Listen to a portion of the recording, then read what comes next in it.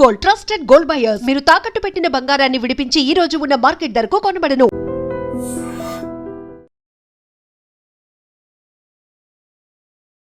నమస్కారం, welcome back to IT media. నేను మీ ఝాన్సీ. మన ఆయుర్వేదం ప్రోగ్రామ్కి అందరికీ స్వాగతం. పార్కిన్సన్స్ ఈ వ్యాధి అంటే తెలుగులో వణుకుడు వ్యాధి అంటూ ఉంటారు.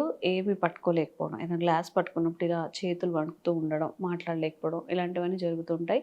సహజంగా ఇది వయసు రీత్యా వచ్చే వ్యాధులు, అంటే పెద్దవాళ్ళల్లో వచ్చే వ్యాధులు అని చెప్పుకోవచ్చు. మరి ఇవి ఎందుకు వస్తాయి, వచ్చినప్పుడు ఎలాంటి జాగ్రత్తలు తీసుకోవాలి, ఎక్కువగా మగవాళ్ళలో వస్తాయి అని చెప్తున్నారు. కాబట్టి వాళ్ళకి ప్రత్యేకంగా ఎలాంటి మెడిసిన్ కానీ నియమాలు కానీ అంటే పాటించవలసిన రూల్స్ ఏముంటాయి తెలుసుకుందాం. ప్రస్తుతం అంతా ఉన్నారు వంటింటి చిట్కాలకు కీరపాటస్ అయిన మధుసూదన్ శర్మ గారు. మాట్లాడేద్దాం.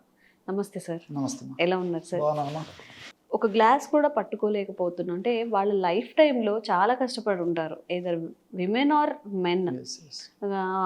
ఏమంటారు, చివరాఖరి దశ అంటారు కదా, కొంచెం ఏజ్డ్ ఉన్నప్పుడు ఈ ఒక గ్లాస్ని కూడా హోల్డ్ చేయలేకపోవడం, లేకపోతే ఎవరి సపోర్ట్ లేకుండా తినలేకపోవడం, ఏదైనా వాటర్ తాగలేకపోవడం, ఇలాంటివన్నీ చూస్తూ ఉంటాం కదా సార్. అసలు ఎందుకు వస్తుంది ఇది? పార్కిన్సన్స్ వ్యాధి ఇంతకుముందు చెప్పారు కదా, దీన్ని మనం తెలుగులో వణుకుడు వ్యాధి అంటారు. వణుకుడు వ్యాధి. వణకడం అనేటువంటి ప్రధానమైనటువంటి లక్షణము ఈ వ్యాధిలో ఉండడం చేత వణుకుడు వ్యాధి అంటారు. ఇది ఈ రోజు కొత్తగా కనిపెట్టినటువంటి వ్యాధి అయితే కాదమ్మా. వేలాది సంవత్సరాల క్రితమే మన మహర్షులు వారి ఆయుర్వేద వైద్య గ్రంథాల్లో కంపవాతం అనేటువంటి వ్యాధిని గురించి ప్రస్తావించి చక్కటి చికిత్సా విధానాన్ని గురించి కూడా తెలియజేయడం జరిగిందమ్మా. సో సంస్కృతంలో కంపం అంటే వణకడం. వణకడం అనేటువంటి లక్షణం ప్రధానంగా ఈ వ్యాధులు ఉండడం చేత దాన్ని కంపవాతం అంటారు అనమాట. అసలు వాత వ్యాధులు 80 రకాలుగా చెప్పబడ్డాయమ్మా. అసీతిర్ వాత వికారా అని చెప్పేసి 80 రకాలైనటువంటి వాత వ్యాధుల్లో ఈ కంపవాతం అనేది కూడా ఒక వాత వ్యాధి. అంటే శరీరంలో వాతదోషం అనేది ఎక్కువగా ప్రకోపించడం చేత, దాని యొక్క ప్రభావం చేత వణుకుడు ప్రధాన లక్షణంగా ఉండడం చేత ఈ యొక్క వ్యాధిని కంపవాతం అనేటువంటి పేరుతో చెప్పడం జరిగిందమ్మా. ఈ యొక్క కంపవాతం లేదా వణుకుడు వ్యాధి ఏదైతే ఉందో దీన్ని పార్కిన్సన్స్ అనేటువంటి వ్యాధిగా ఆధునికంగా చెప్తుంటారమ్మా. అంటే పార్కిన్సన్స్ అనేటువంటి యొక్క వైద్యుడు వేరే దేశంలో ఫస్ట్ ఆ యొక్క వ్యాధిని గుర్తించి ప్రపంచానికి తెలియజేయడం చేత పార్కిన్సన్స్ డిసీజ్ అనేటువంటి పేరు ఆ వ్యాధికి ఇవ్వడం జరిగిందమ్మా. మరి ప్రపంచవ్యాప్తంగా కూడా ఎంతో మందిని వేధించేటువంటి అత్యంత సర్వసాధారణమైనటువంటి సమస్యగా ఈ పార్కిన్సన్స్ వ్యాధి మారిపోయిందమ్మా. సర్వసాధారణంగా మరి 60 సంవత్సరాలు దాటినటువంటి వాళ్ళలోనే పార్కిన్సన్స్ వ్యాధి ఇంతకుముందు వచ్చేదమ్మా. మేము చాలా ఏళ్ళ నుంచి గమనిస్తున్నాను కదమ్మా. మరి ఈ మధ్య కాలంలో మాత్రము మరి రకరకాలైనటువంటి కారణాల రీత్యా ఇంచుమించు 40-45 ఏళ్ళ తర్వాత దాటినటువంటి వాళ్ళల్లో కూడా చాలా మంది ఈ పార్కిన్సన్స్ వ్యాధి వచ్చేటువంటి పరిస్థితి ఏర్పడుతుందమ్మా. ఈ పార్కిన్సన్స్ వ్యాధి వచ్చినప్పుడు మొదట్లో కొన్ని లక్షణాలు ఉండేసి క్రమంగా పెరిగిపోతుంటాయమ్మా. అంటే ఆ లక్షణాలు ఎలా ఉంటాయంటమ్మా, మొట్టమొదట ఒక చెయ్యి కానీ లేకపోతే ఒక కాలు కానీ ఇతర అవయవాలు కానీ వణకడం మొదలవుతుంది. క్రమంగా వ్యాధి ప్రోభివృద్ధి జరిగే కొద్దీ, వ్యాధి ప్రోగ్రెస్ అయ్యే కొద్దీ లక్షణాల తీవ్రత పెరిగిపోతుంటుంది. అదేవిధంగా ఇతర అవయవాలు కూడా దాని యొక్క ప్రభావం చూపిస్తుంది. ఈ విధంగా క్రమంగా పోయేసి ఒక స్టేజ్లో మనిషి నిలవడం కష్టమవుతుంది, నడవడం కష్టమవుతుంది, కూర్చోవడం కష్టమవుతుంది, నించోవడం కష్టమవుతుంది, అన్నం తినడం కష్టమవుతుంది, తాగడం కష్టమవుతుంది, కళ్ళు ఆర్పడము తెరవడం కష్టమైపోతుంది. ఆ స్టేజ్లో లాస్ట్ స్టేజ్ కూడా పోతుంటారు అమ్మా. సో సర్వసాధారణంగా ఏం జరుగుతుందంటే ఎక్కువ శాతం మందిలో చేతులు వణకడం అనేది మొదలవుతుంది అనమాట. వణకడం ప్రధానమైన లక్షణంగా ఉంటుంది అన్నమాట. చేతులు వణుకుతుంటాయి. అదేవిధంగా క్రమంగా చెప్పాను కదమ్మా, ఈ లక్షణాలన్నీ తల వణకడం మొదలవుతుంది. తర్వాత ఈ యొక్క పదార్థాలు తీసుకునేటప్పుడు వణుకుంటూ తీసుకుంటాడు. ఆహార నమలాలన్నా ఇబ్బంది పడుతుంటారు. తర్వాత ఆహారాన్ని మింగేటప్పుడు కూడా ఇబ్బంది పెట్టేటువంటి పరిస్థితి ఏర్పడుతుంటుంది. అదేవిధంగా మోషన్కి సంబంధించినటువంటి ప్రాబ్లమ్స్, కొంతమందికి మోషన్ సరిగ్గా కాకపోవడం ఉండేటువంటి పరిస్థితి ఏర్పడుతుంది. అదేవిధంగా నిద్రలో కూడా మరి కొంతమందికి ఎక్కువగా నిద్ర వచ్చేటువంటి పరిస్థితి ఏర్పడుతుంటే కొంతమందికి నిద్ర పట్టక ఇబ్బంది పడుతుంటారు. అదేవిధంగా మానసికమైనటువంటి అస్థిమితం కూడా ఏర్పడేటువంటి పరిస్థితి ఏర్పడుతుంది. ఈ విధంగా రకరకాల లక్షణాలు ఉంటాయమ్మా.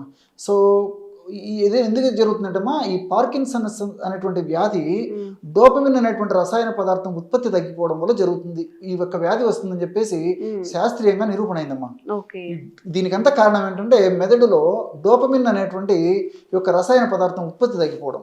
ఎప్పుడైతే డోపమిన్ అనేటువంటి రసాయన పదార్థం ఉత్పత్తి తగ్గిపోకుండా మనం కంట్రోల్ చేసేసి ఆ ఉత్పత్తిని పెంచగలమో ఆ సమస్యకు మనం పరిష్కారాన్ని కనుక్కున్నట్లే. ఓకే. సో మరి ఈ యొక్క డోపమిన్ అనేటువంటి రసాయన పదార్థం ఉత్పత్తి త్వరగా తగ్గిపోకుండా ఉండేందుకు, అదేవిధంగా ఆ రసాయన పదార్థం ఉత్పత్తి తగ్గిపోవడం వల్ల ఏర్పడేటువంటి లక్షణాలు మరింత తీవ్ర రూపం త్వరగా దాల్చకుండా ఉండేందుకు, ప్రథమ దశలో ఉన్నటువంటి లక్షణాలు త్వరగా తగ్గేందుకు ఇప్పుడు మనం చెప్పుకునేటువంటి యొక్క ఔషధం చాలా చక్కగా పనిచేస్తుందమ్మా.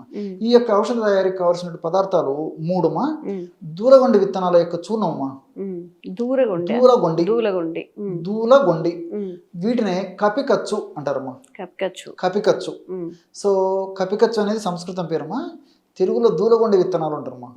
సో మనకు ఇవన్నీ మార్కెట్లో దొరుకుతాయమ్మా. ఆ దూలగొండ విత్తనాల యొక్క చూర్ణం ఒక 50 గ్రాములు తీసుకోవాలి. ఈ దూలగొండ విత్తనాల మీద కూడా పరిశోధన జరిగిందమ్మా. ఇందులో ఎల్-డోపా అనేటువంటి పదార్థం ఉందంటమ్మా. ఈ ఎల్-డోపా అనేటువంటి పదార్థం ఉన్నటువంటి దూలగొండ విత్తనాలను తీసుకోవడం వల్ల మెదడులో నేను చెప్పినట్లు ఈ యొక్క డోపమిన్ అనేటువంటి పదార్థం ఉత్పత్తి జరుగుతుందంట. సో ఎల్-డోపా తీసుకుంటే డోపమిన్ ఉత్పత్తి బాగా జరుగుతుంది. డోపమిన్ ఉత్పత్తి బాగా జరిగితే ఈ లక్షణాలు తగ్గిపోతాయి, ఆ జబ్బు తగ్గిపోతుంది. సో పరిశోధనలో కూడా నిరూపణ అయిందమ్మా. సో ఈ యొక్క పొడి ఒక 100 గ్రాములు తీసుకోవాలి. ఈ యొక్క కపికచ్చు లేక దూలగొండ విత్తనాల యొక్క పొడి. అట్లే జటామాంస చూర్ణం అదొక 50 గ్రాములు తీసుకోవాలి. మనకి ఇది కూడా మార్కెట్లో దొరుకుతుందమ్మా. సో స్ట్రెస్ తగ్గిపోతుంది, తర్వాత బాడీని కూల్ చేసేస్తుంది, మెంటల్గా వరీస్ లేకుండా కంట్రోల్ చేసేస్తుంది, తర్వాత ఈ యాంగ్జైటీ డిప్రెషన్ లాంటి లక్షణాలు లేకుండా చేసేటువంటి పరిస్థితి జటామాంస కలుగజేస్తుంది, నర్వస్ను స్టిమ్యులేట్ చేసేస్తుంది, నర్వస్ను చైతన్యవంతం చేసేదానికి ఉపయోగపడుతుంది. సో ఈ జటామాంస చాలా వాటికి వాడతారమ్మా. సో ఆ జటామాంస చూర్ణం ఒక 50 గ్రాములు తీసుకోవాలి. అదేవిధంగా 3వ పదార్థంగా ఏలకుల పొడి ఒక 10 గ్రాములు తీసుకోవాలి అమ్మా. సో ఈ 3 పదార్థాలు అంటే దూలగొండ విత్తనాల యొక్క చూర్ణం 100 గ్రాములు, జటామాంస చూర్ణం ఒక 50 గ్రాములు, ఏలకుల చూర్ణం అంటే లోపల నల్లటి విత్తనాలు ఉంటాయి కదమ్మా ఎలాచీలో, వాటి యొక్క చూర్ణం 10 గ్రాములు. ఈ 3 కలిపేసి ఒక గాజు సీసాలో నిల్వ ఉంచుకొని రోజు ఉదయం ఒకసారి రాత్రి ఒకసారి 1/2 చెంచా పొడి ఒక కప్పు మిల్క్లో కలుపుకొని తీసుకుంటున్నామమ్మా. లేదంటే తేనెతో తీసుకోవచ్చు, లేకపోతే కాస్త నీళ్ళలో కలిపి తీసుకోవచ్చు, ఇలా వీలైతే తీసుకోవచ్చు. ఏదో ఒక పద్ధతిలో ఈ యొక్క ఔషధాన్ని తీసుకోవడం వల్ల మెదడులో డోపమిన్ అనేటువంటి రసాయన పదార్థం ఉత్పత్తి బాగా జరిగి ఆ యొక్క పార్కిన్సన్స్ వ్యాధికి చక్కటి పరిష్కారం దొరుకుతుందమ్మా. ఇక్కడ మనం మరొక విషయం కూడా తెలుసుకోవాలమ్మా. ఒక 40-50 సంవత్సరాలతో పోల్చుకుంటే పార్కిన్సన్స్ వ్యాధికి మరి ఆ రోజుల్లో చేతులెత్తేసేటువంటి పరిస్థితి ఆధునిక వైద్యంలో ఏం లేదమ్మా. కానీ ఈ 40-50 సంవత్సరాలలో వైద్యులు, శాస్త్రజ్ఞులు, మేధావుల యొక్క అకుంఠితమైనటువంటి ఈ దీక్ష వల్ల, పరిశోధన వల్ల, కృషి వల్ల మరి కొత్త మందులు కనుక్కోవడం జరిగింది. కానీ మరి ఆ రోజుతో పోల్చుకుంటే ఈ రోజు కొంత మెరుగైనటువంటి పరిస్థితులు ఉన్నప్పటికీ ఆశించినటువంటి ఫలితాలు అయితే కలగడం లేదమ్మా. ఎందుకంటే ఈ యొక్క ఆధునిక కృత్రిమ రసాయన ఔషధాలు కొద్ది రోజులు ఒక పాటు పనిచేసి తర్వాత పనిచేయకపోవడము, తర్వాత సైడ్ ఎఫెక్ట్స్ రావడము. రెండవది ఏంటంటే ఆ సైడ్ ఎఫెక్ట్స్ వచ్చినప్పుడు కొద్ది రోజులకే ఔషధం పనిచేసి మరలా పనిచేయకపోయినప్పుడు కొత్త ఔషధాన్ని యాడ్ చేయడము, ఇలాంటి అనేక రకాలైనటువంటి కారణాల చేత ప్రపంచవ్యాప్తంగా కూడా మేధావుల దృష్టి ప్రకృతి సిద్ధమైనటువంటి ఔషధాల మీద పడిందమ్మా. సో అలాంటి పరిశోధనల ఫలితంగానే ఇప్పుడు నేను చెప్పినటువంటి ఔషధాలు కూడా కొత్త వెలుగులోకి వస్తున్నాయి. కాబట్టి మరి ఆధునిక వైద్యులు సూచించినట్లు ఆ యొక్క మందులు వాడుకుంటూ కూడా ఈ యొక్క ఔషధాన్ని వాడుకోవడం వల్ల క్వాలిటీ ఆఫ్ లైఫ్ బాగా పెరిగిపోతుంది. వ్యాధి ముదరకుండా ఉండి మరి యొక్క లక్షణాల తీవ్రత కూడా బాగా అదుపులో ఉండేదానికి అవకాశం ఏర్పడుతుందమ్మా. సార్, ప్రతిసారి ఇంట్లో చేసుకునేవి మాత్రమే కాకుండా బయట దొరికేవి కూడా చెప్పమని కామెంట్స్ చేస్తున్నారు. సో దీనికి ఇంట్లో మాత్రమే చేసుకోకుండా ఆయుర్వేదిక్ స్టోర్లో దొరికే మెడిసిన్ ఏదైనా ఉందా చెప్పినవి? మంచి ప్రశ్నమ్మా. ఇందులో వానరీ గుటిక అని చెప్పేసి దొరుకుతుందమ్మా. వానరీ గుటిక దాని పేరే అదా? వానరీ గుటిక. వానరీ గుటిక అంటే ఏం లేదమ్మా, ఈ దూలగొండి విత్తనాలు ఇంతకుముందే చెప్పాను కదమ్మా ఫార్ములా. ఆ దూలగొండి విత్తనాలు ప్రధానంగా కలిపి తయారు చేసినటువంటి ఔషధం ఏదైతే ఉందో అది మాత్ర రూపంలో తయారు చేసి విక్రయిస్తారమ్మా. వానరీ గుటిక. సో వానరీ గుటిక అనేటువంటి ఆ యొక్క మాత్రలని చిన్నవి అయితే ఉదయం నుండి సాయంత్రం నుండి, పెద్ద మాత్రలు అయితే ఉదయం నుండి సాయంత్రం నుండి వాడుకోవచ్చు. ఇది జనరల్గా సర్వసాధారణంగా ఆయుర్వేదం వైద్యులు ఎక్కువ మంది వాడేటువంటి సహజ సిద్ధమైనటువంటి ఔషధము వానరీ గుటిక. అదేవిధంగా అశ్వగంధ లేహ్యం అని చెప్పేసి ఒక ఔషధం ఉందమ్మా. అశ్వగంధ లేహ్యం కూడా ఈ యొక్క పార్కిన్సన్స్ అనేటువంటి వ్యాధికి వాడుతుంటారు. దానివల్ల కూడా సత్ఫలితాలు కలుగుతాయి. ఈ యొక్క అశ్వగంధ లేహ్యాన్ని ఉదయం 1 స్పూను, సాయంత్రం 1 స్పూన్ వాడినప్పటికీ వ్యాధి అదుపులో ఉండేదానికి, లక్షణాల తీవ్రత మరి త్వరగా పెరగకుండా ఉండేందుకు ఇది ఉపయోగపడుతుందమ్మా. ఈ విధంగా ఎక్కువ శాతం మంది ఈ యొక్క ఈ అశ్వగంధ లేహ్యాన్ని కూడా వాడుతుంటారమ్మా. అదేవిధంగా కూష్మాండ లేహ్యం అని చెప్పేసి ఇంకోటి ఉందమ్మా. కుష్మాండ లేహ్యం. కూష్మాండం అంటే బూడిద గుమ్మడికాయ, మీకు తెలిసే ఉంటుంది. బూడిద గుమ్మడికాయ రసంతో కూడా లేహ్యం తయారు చేస్తారు మా ఆయుర్వేద వైద్య విధానంలో. ఈ కూష్మాండ లేహ్యాన్ని కూడా ఉదయం సాయంత్రం తీసుకోవడం వల్ల కూడా ఈ పార్కిన్సన్స్ వ్యాధిలో చక్కటి ప్రయోజనం చేకూరేటువంటి పరిస్థితి ఉంటుందమ్మా. ఈ విధంగా రకరకాలైనటువంటి ఔషధాలు ఉన్నాయి.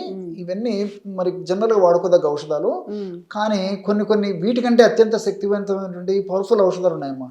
అంటే పాదరసము, గంధకము, కొన్ని రకాలైనటువంటి పాషాణాలు, ఇలాంటి వాటితో తయారు చేసినటువంటి ఔషధాలు కూడా చాలా సమర్థవంతమైనటువంటివి, శక్తివంతమైనటువంటి ఔషధాలు ఉన్నాయమ్మా. అలాంటి ఔషధాల ఉదాహరణకి చండమారుత సింధూరం.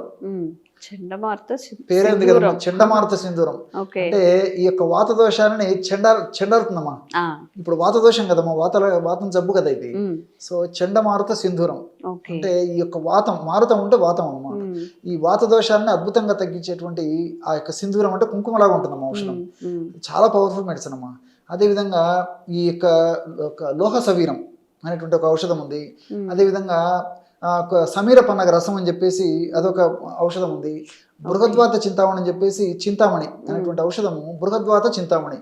గోల్డ్ అమ్మా, గోల్డ్తో కూడా ఔషధాన్ని తయారు చేసి విక్రయిస్తారమ్మా. సో ఇలాంటి అనేక రకాలైనటువంటి శక్తివంతమైనటువంటి ఆయుర్వేద ఔషధాలు ఉన్నాయమ్మా. మరి అలాంటి ఔషధాలు మాత్రం వైద్యుల పర్యవేక్షణలో వాడుకోవాలమ్మా.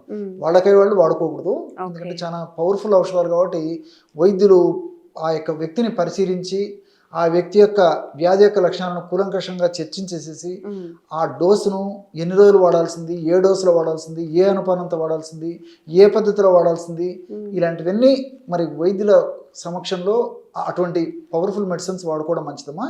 మిగతా ఔషధాలు నేను చెప్పినట్లు మరి వాళ్ళు వాడుకున్నా ఎలాంటి సైడ్ ఎఫెక్ట్స్ ఉండవమ్మా. సో పార్కిన్సన్స్తో బాధపడే వాళ్ళు సార్ మెన్షన్ చేసిన 2 రకాల టిప్స్ని అయితే పాటించవచ్చు. మీ ఇంట్లో ఎవరికైనా ఉన్నా కానీ, మీకు తెలిసిన వాళ్ళు ఎవరికైనా ఉన్నా కానీ ఈ వీడియో ఫార్వర్డ్ చేయండి. తప్పకుండా వాళ్ళకి చాలా యూస్ఫుల్ అవుతుంది. మీకు ఎలాంటి ఆరోగ్య సమస్యలు ఉన్నా కామెంట్ చేయండి, తప్పకుండా వీడియో చేసే ప్రయత్నం చేస్తాం. Thank you sir. Sir, one life lesson what medicine has taught you. Whatever you can do without expecting. But I really believe మన పాజిటివ్ యాటిట్యూడ్ ఉంటేనే మనం ఏదైనా సాధించగలం. గట్ని మనం కరెక్ట్గా డీల్ చేసినట్లయితే అది మనకి పాజిటివ్ హార్మోన్స్ని రిలీజ్ చేస్తుంది. షుగర్ వచ్చిన వాళ్ళ పరిస్థితి ఏంటి? పొట్ట దగ్గర పెరిగితే దాన్ని ఆండ్రాయిడ్ అంటారు, ఆండ్రాయిడ్ ఫోన్ కదా. అసలు థాట్స్ ఎందుకు వస్తాయి? బ్రెయిన్ డెడ్ అంటే దానికి ప్రపంచం అంతా కూడా కొన్ని నిర్దిష్టమైనటువంటి లక్షణాలు ఉన్నాయి. మానసికంగా ధైర్యంగా ఉంటే క్యాన్సర్ జయించవచ్చు. You are a doctor for a cause, sir. అంతే. వాళ్ళకి వచ్చిన ఆదాయం కాకుండా ఫ్రీ సర్వీస్ ఎంతమందికో చేస్తారు.